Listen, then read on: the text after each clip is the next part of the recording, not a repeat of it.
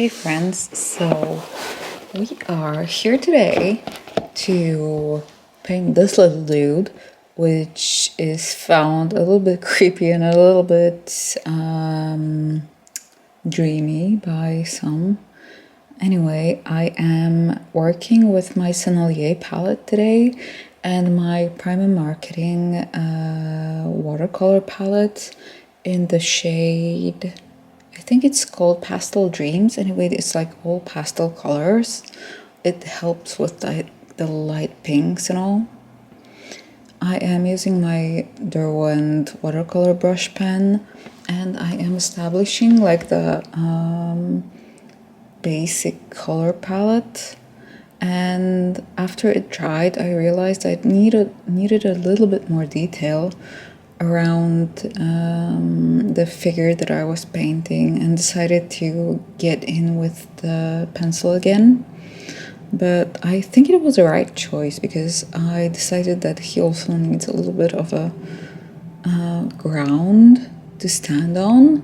So I sketched a few plants here and there, and later you'll see that I decided to go in with a few more. And I think it went really nicely with the piece.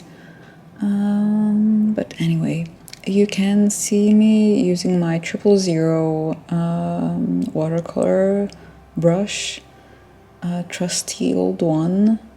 Well, okay, not an old one. I actually bought 10 of these because they get brittled so quickly, and these are actually like manicure brushes, but they work so well with the watercolor details. Don't kill me for that.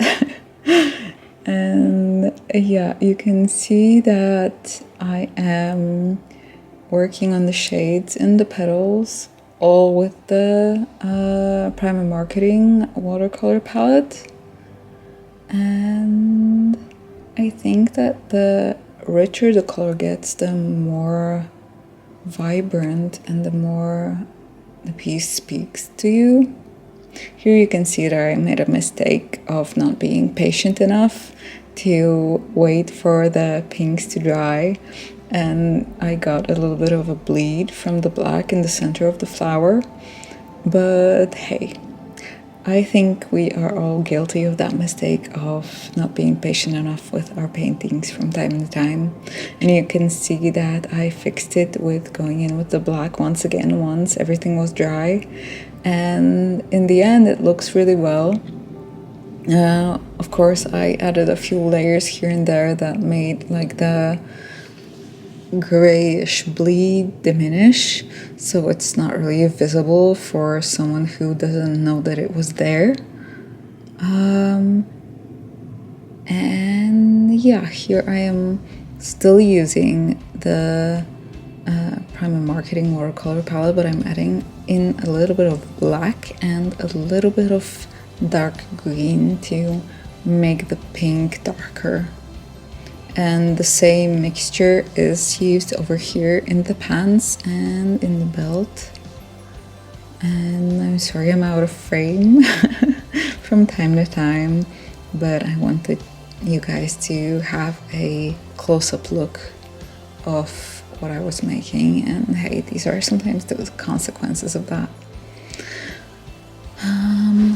Anywho, I hope you guys are well and staying creative this autumn.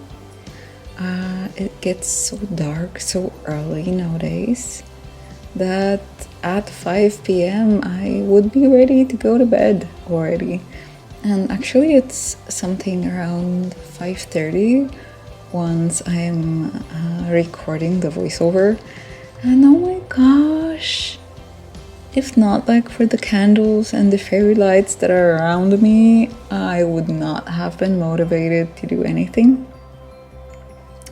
But okay, back to work. I am using my 0.03 Unipen liner pen, and it has been my trusty tool for some time, but they get destroyed very fast, so be mindful of that you have to be very delicate with the surface that you're working on and with how much you push the pen in, because usually what happens, they tend to get pushed in very fast because they're such a tiny piece of felt that gets the ink. Okay, after I went with the pen, they are waterproof pens, so I could just put some more paint on, and I decided to go in with a little bit more detail then.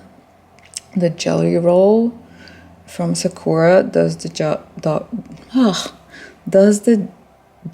done. Such a tongue twister.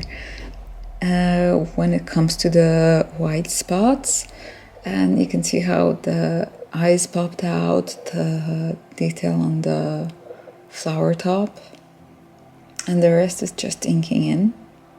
But anyway, I am hoping you enjoyed this short video, and I hope to see you soon very fast. And keep warm, keep wearing sweaters, and have some cocoa. See you later.